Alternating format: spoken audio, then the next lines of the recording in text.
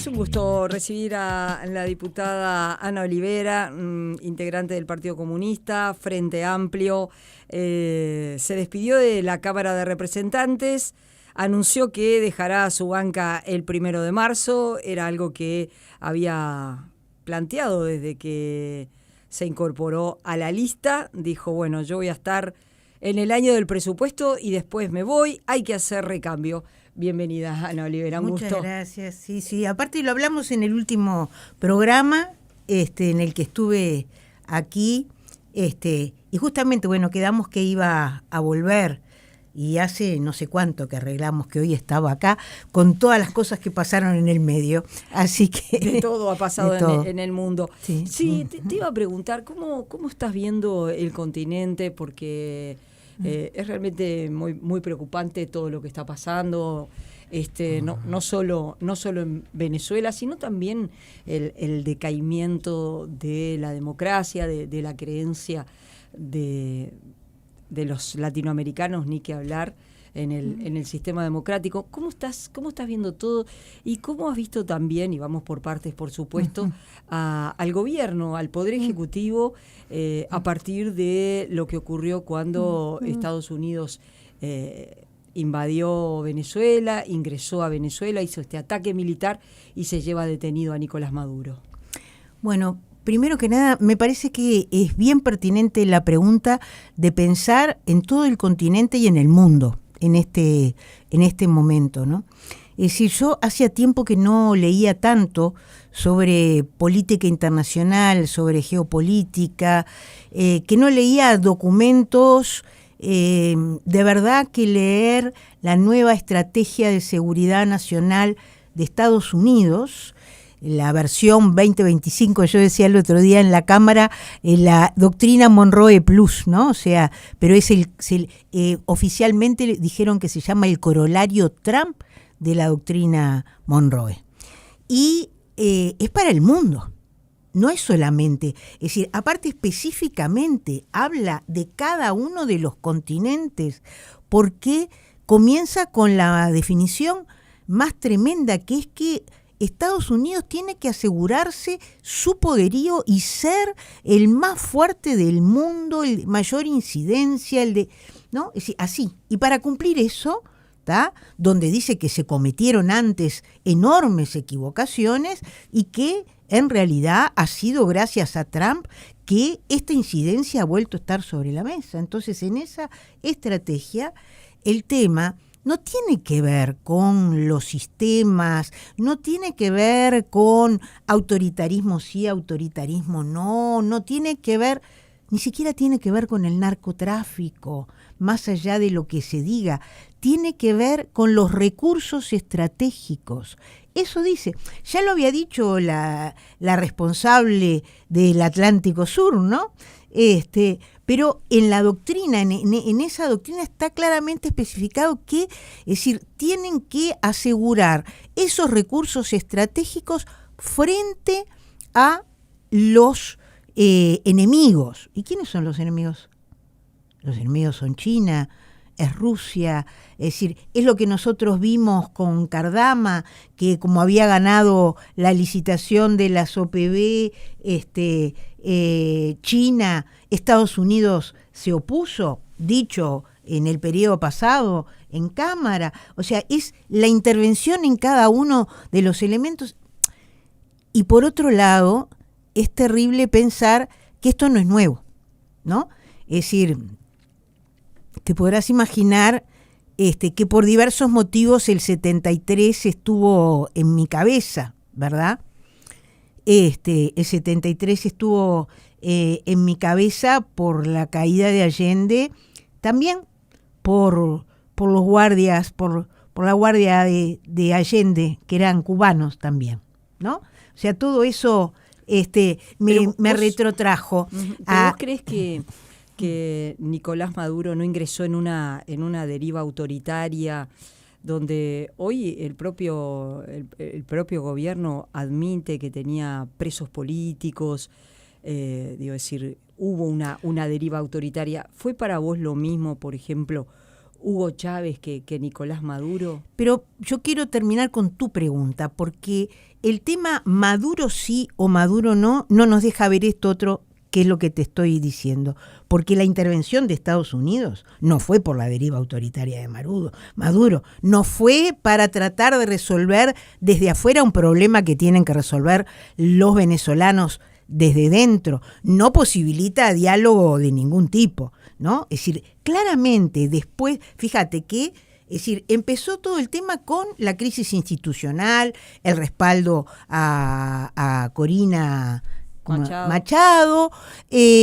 Por otro lado, después de eso pasó y vino el tema del narcotráfico y la acusación y los motivos por los cuales se entra en Venezuela, se bombardea, después de varios muertos antes, porque el problema es que los sucesos son tantos, Ana, que nos vamos olvidando que hacía semanas que veníamos denunciando que estaban los buques norteamericanos en el Caribe, que estaban, que había habido muertos, que con el mismo tema del narcotráfico lo que hacían era detener buques que lo que llevaban era petróleo para Cuba.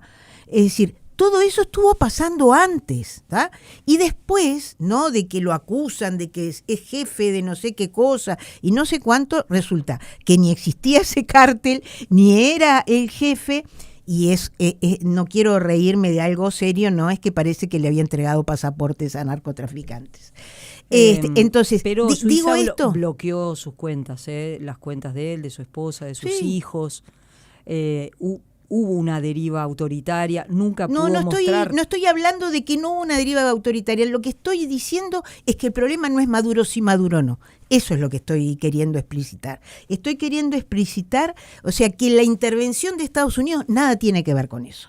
La intervención de Estados Unidos tiene que ver... Donald Trump claramente. Ahí está, la intervención es por el petróleo. Si tengo que ahí acordar está. con el gobierno de los que quedaron, acuerdo para poder garantizar el petróleo. Exactamente. Eso es lo que quiero decir. Pero a la vez está todo el tema de la deriva autoritaria en América Latina, porque está Bukele, que entra al Congreso con el ejército, porque está Maduro, que no puede presentar las actas. Está cuestionado lo que pasó también en Ecuador, que la oposición dijo, acá hubo fraude, pero bueno, está también la situación de Honduras. También. El tema es que también los países latinoamericanos y del Caribe han tenido una deriva autoritaria que es muy negativa, ni que hablar para las poblaciones, ¿no? Para la gente, para los 9 millones de venezolanos que viven en el exterior, para los que estaban presos, que son unos 800, que hasta Zapatero, Lula, venían negociando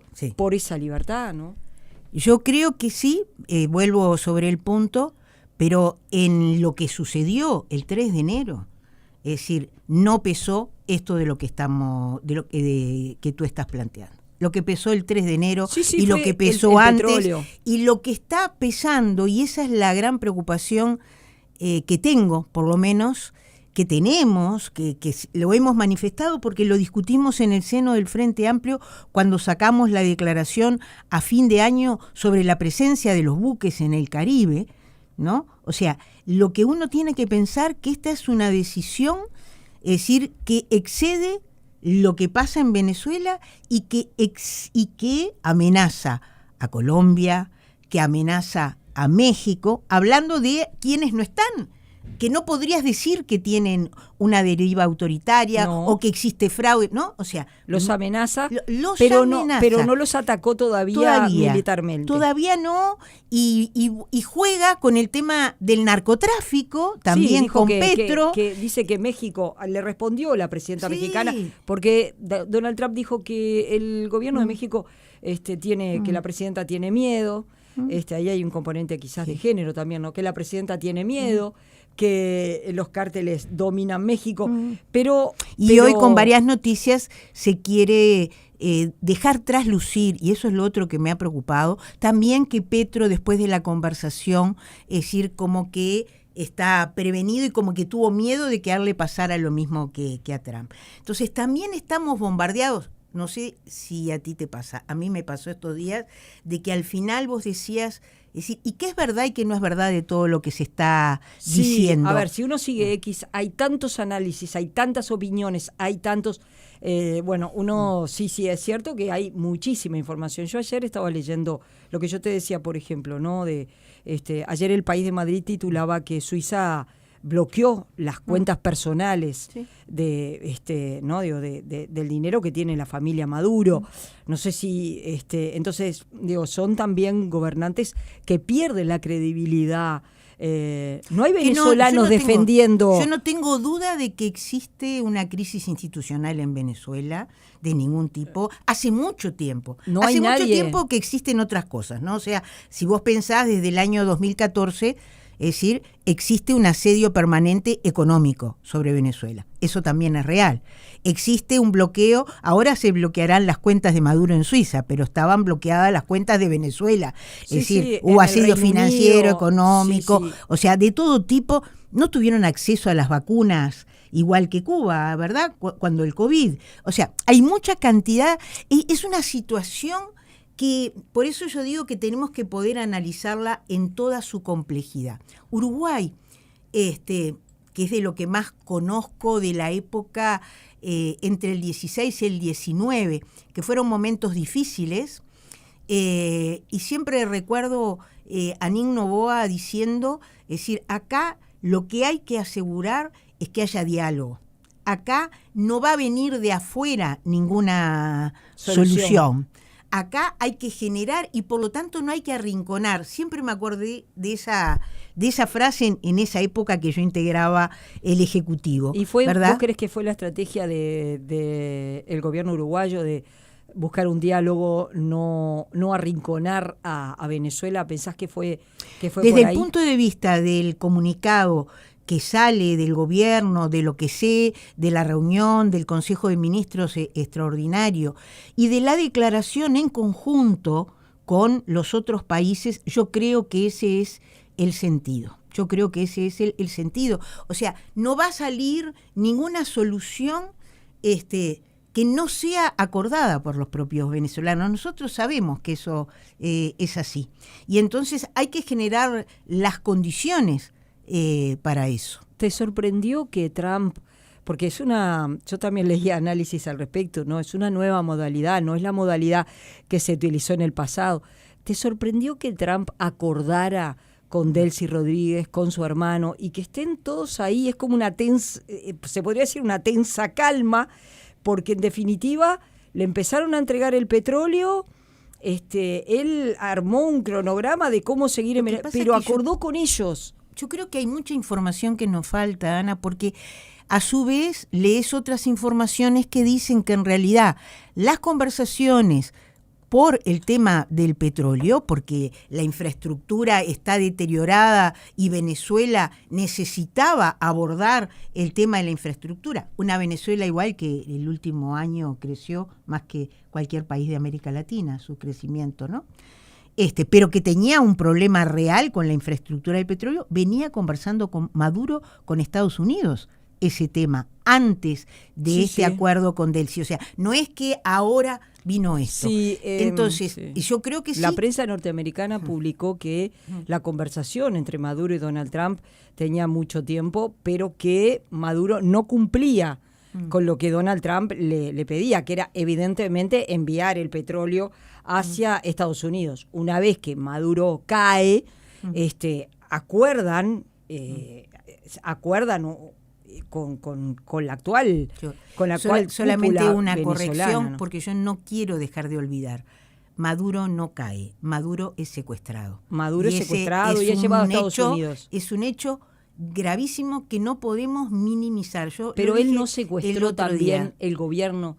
Pero no hay nada que pueda justificar una intervención extranjera de ese porte, Ana. Eso es lo que yo me niego. Fue la discusión que tuvimos el otro día. Nada justifica. Es decir, hay temas que son internos de la situación de Venezuela y, a ver, y yo no justifico la persecución al Partido Comunista de Venezuela para decir algo. ¿no? O sea, sí, el Partido Comunista de Venezuela fue perseguido. O sea, no es eso. Lo que digo es que nada de todo lo que puedas decir puede justificar un hecho tan grave, porque admitirlo es admitir que puede suceder en otros lugares. Esa fue la discusión que tuvimos el otro día en la comisión permanente. O sea, no podés decir que al fin y al cabo, como los organismos internacionales son débiles, que lo son, que no sé cuánto, ¿no? Es decir, que que el mundo de las normas pero, ¿y vos está por qué en crees cuestión? que tantos millones? Entonces, porque, a ver, los venezolanos salieron en todo el mundo, y no hubo lugar en el mundo, que dicho sea de paso, 9 millones de venezolanos por el mundo, salieron a festejar la caída de Maduro. Era un dictador, opresor, como le quieras calificar, y la gente sintió un alivio ahí. La gente sintió un alivio. No creo que la gente sienta alivio de pensar que Estados Unidos se le va a quedar con su petróleo.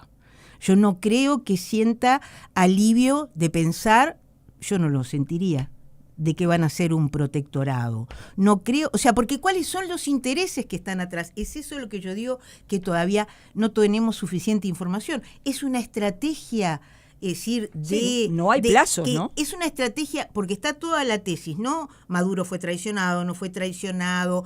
Esta es una estrategia que incluye a Maduro y que estaba acordada con anterioridad. Entonces, hay muchas cosas que no se saben, que no sabemos. Y por eso yo creo que la cautela, es decir, sobre el desarrollo de del futuro, es decir, es correcta. Pero simultáneamente con eso, la condena unánime que tiene que existir y que yo no he visto, no por parte de bueno, están los que festejaron, ¿no? Que Estados Unidos hiciera lo que hizo, y ¿no?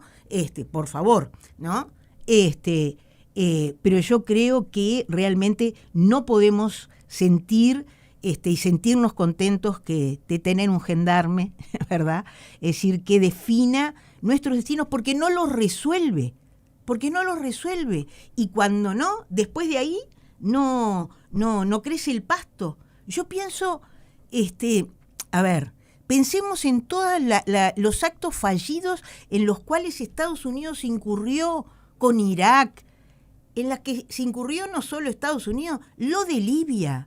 Fue arrasada Libia. Todas esas cosas se pierden. Y ahora cambió, ¿no? Por eso decía, algunos análisis decían que ahora cambió la estrategia. Entró, secuestró a Maduro, se lo llevó, pero después, si bien es cierto que hay personas fallecidas, todo el entorno de Maduro, pero no hizo lo que hizo en otros países donde entró y dejó establecido a alguien.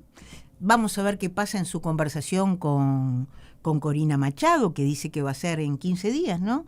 Una cosa así. Y además tienen un cronograma en Venezuela, pero sin plazos, donde se habla de elecciones, entonces, pero sin plazos. Todavía no hay plazos. Es lo mismo que ayer yo leía sobre el tema de que Trump se ponía el sallo de haber estado en la liberación de los 5 presos políticos. En realidad, lo que uno lee es que hace muchísimo tiempo que, es decir, entre Lula, Rodríguez Zapatero, varios fueron los que están trabajando silenciosamente en estos temas. Entonces, yo lo que cobrar al grito, lo único que cobro al grito es que hay un señor, hay un país que siente, no los pueblos, ¿no? Y ni siquiera el Congreso, porque el Congreso ni siquiera fue consultado con esa ley tan particular de que el Congreso puede habilitar a generar una guerra en otro lugar. ¿De qué guerra estamos hablando? Estamos hablando de alguien que decidió intervenir en un país y secuestrar a un presidente con un argumento falso que después los propios fiscales dicen que no existe, ¿no? Es decir, ¿y dónde está? Y después decir qué es lo que hay atrás de verdad. ¿Cuál es eso que está en esa doctrina? Sí, muy que de fue entrada con lo que fue muy desembosado, ¿verdad? Que al decir que pero está en el la objetivo doctrina. es el petróleo. Y pasa, mira lo que recuerda, yo también lo leí esto. Una oyente dice algo que sucedió, y es que a los venezolanos que salieron a festejar en Estados Unidos los deportaron. porque claro, estaban ilegales, salieron a festejar y los deportaron, porque esa es la política de Estados Unidos. Además, claramente definió que lo que en principio lo primero que le interesa es obtener el petróleo venezolano, ¿verdad? Vamos a hacer una breve pausa y seguimos conversando.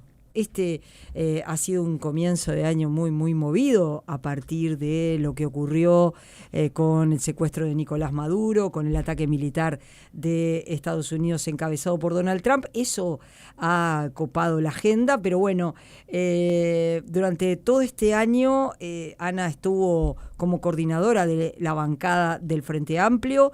El presupuesto fue aprobado. Y bueno, y hablemos también del presupuesto que se aprobó.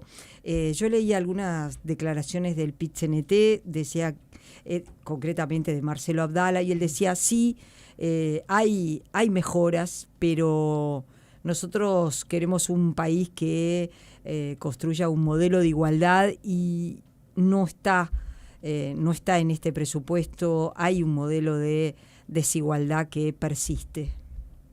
Tu visión sobre la igualdad y la desigualdad. Mi visión es que este presupuesto se plantea objetivamente pelear contra la desigualdad. Lo plantea a texto expreso, primero que nada. Y lo dije, no creo que Marcelo no piense que, porque leyó el mismo texto que yo. O sea, la primer página del presupuesto nacional está dicho que hay 3 objetivos claros. Uno es crecimiento con trabajo, con generación de trabajo de calidad, y ese crecimiento visualizado no solamente en la inversión extranjera, sino en la inversión pública, no en la inversión privada. 800 millones de dólares anuales para la inversión pública, y yo siempre digo, de eso hablamos poco. Porque hablamos de ese pequeño espacio de 140 millones que está dedicado al tema de la lucha contra la pobreza infantil y que todos pensamos que debería ser todavía más.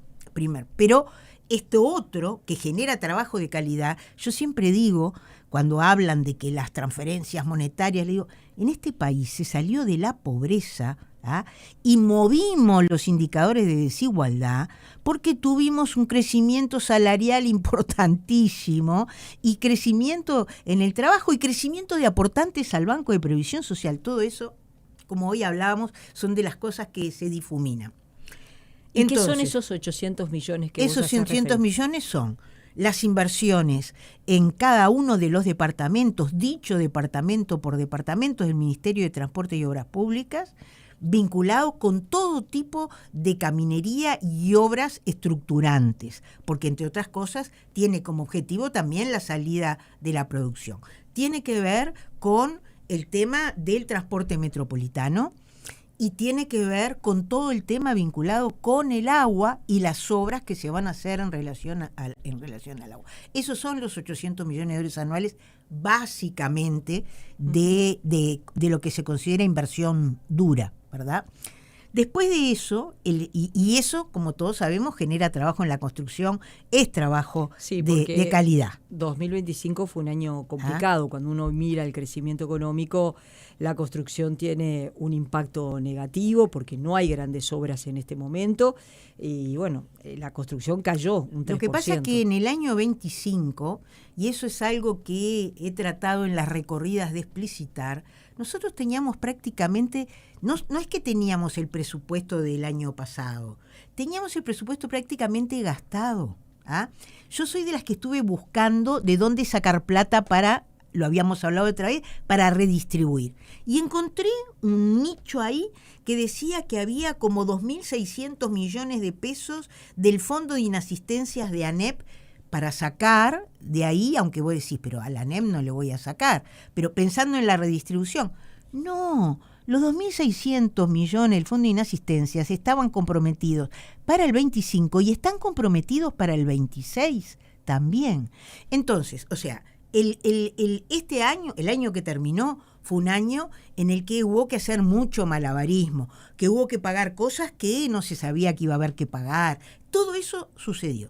Para este año que comienza tiene que ser un año de quiebre, tiene que ser, en el mejor sentido, tiene que ser un año de despegue, tiene que ser un año de desarrollo de las políticas que están ahí planteadas, que incluye este tema de las inversiones. Quizás es lo que, cuando uno mira las encuestas, si viste las encuestas, donde el gobierno bajó en la consideración, pero hay un núcleo muy importante de uruguayos que todavía no tiene una opinión definida sobre el gobierno.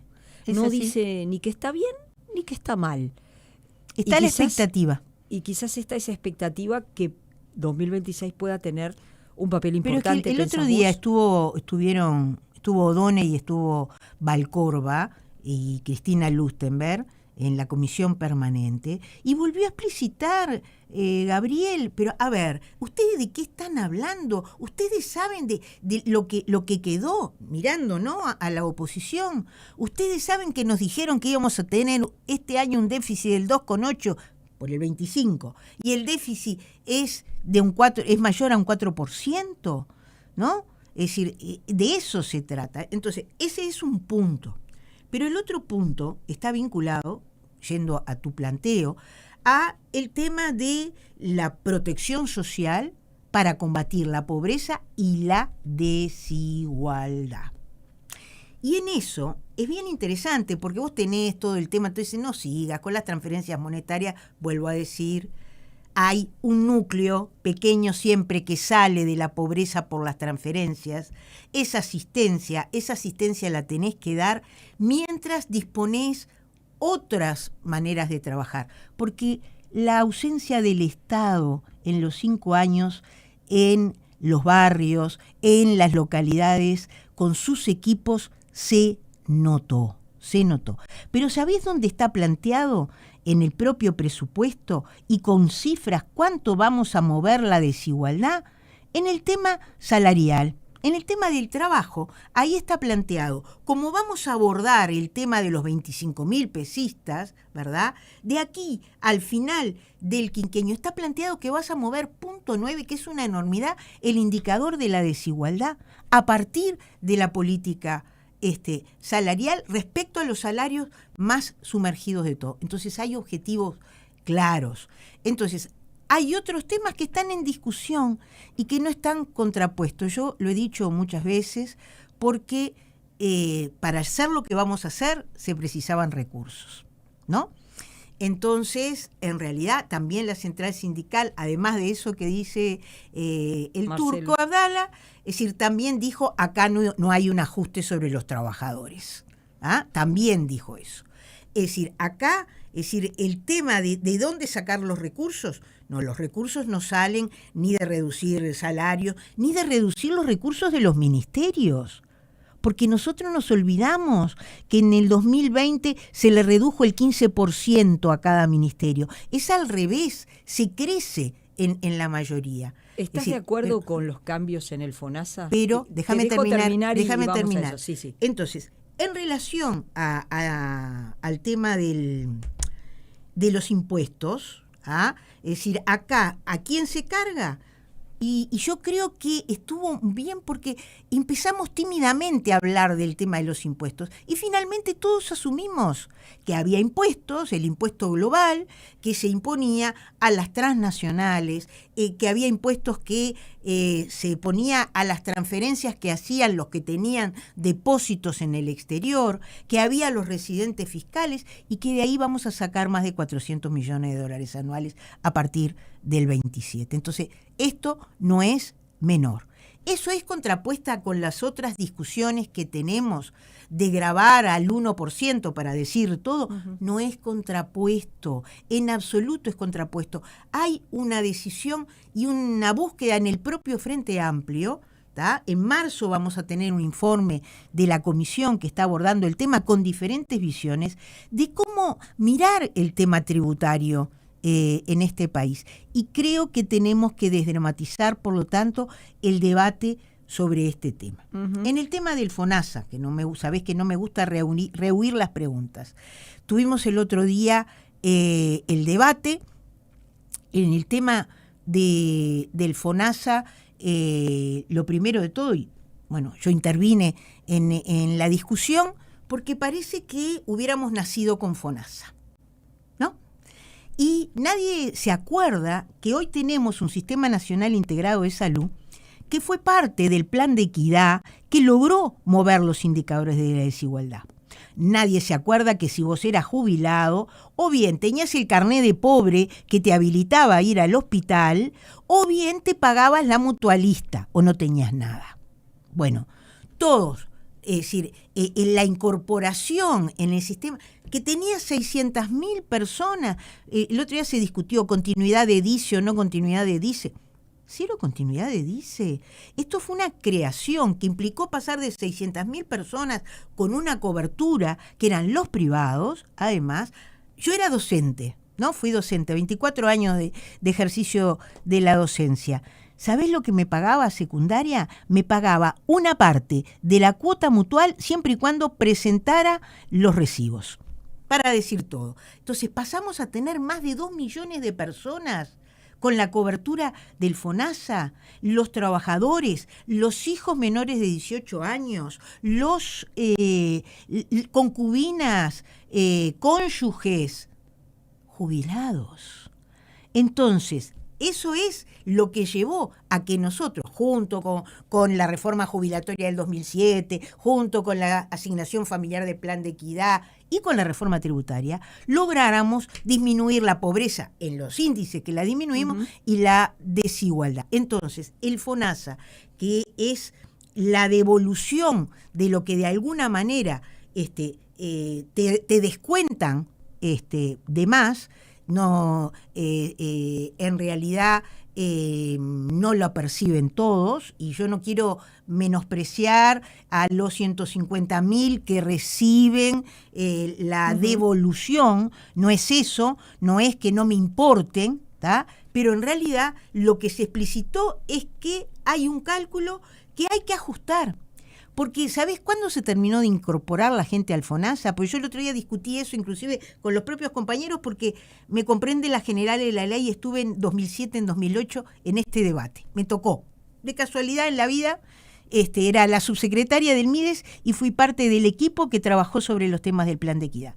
Y discutimos mucho si las cuentas estaban bien, si las cuentas estaban mal, cuánto daba. Pero llegamos al 2016 recién con la plenitud del sistema, con la incorporación de los últimos jubilados. O sea que recién ahí estábamos en condiciones de analizar y de ajustar. Y entonces, bueno, hay toda una presentación de en cuáles son los indicadores que hay que ajustar, que hacen que al ajustar esos indicadores la devolución sea menor. Yo creo que a veces cuando explicás técnicamente, es decir, tenés que lograr traducir y que se entienda de qué estás hablando. Como me imagino que vas a seguir en la militancia, volvemos a hablar en cualquier momento, aunque ya no seas diputada, ¿te parece? Sin lugar a dudas, porque aparte, gracias al Comité Central de mi partido, voy a seguir trabajando en el fortalecimiento del Frente Amplio como delegada del partido, en el secretariado, en la mesa política, que eso me encanta, y voy a poder recorrer el país, que no lo pude hacer los 5 años que pasaron, como hubiera querido. Como diputada de Montevideo tenía otras responsabilidades y más en la bancada. Así que sí, voy a estar a disposición y también voy a integrarme, ya me lo dijeron, al Consejo de Casaballe, honorariamente, por supuesto, un lugar en el que hace muchos años que trabajo y donde se demuestra que a veces, ¿no?, cuando la política pública se retira, el retroceso va a costar recuperarlo. Gracias por haber venido a Palabras Cruzadas, Ana Olivera, un gusto. Gracias a ti.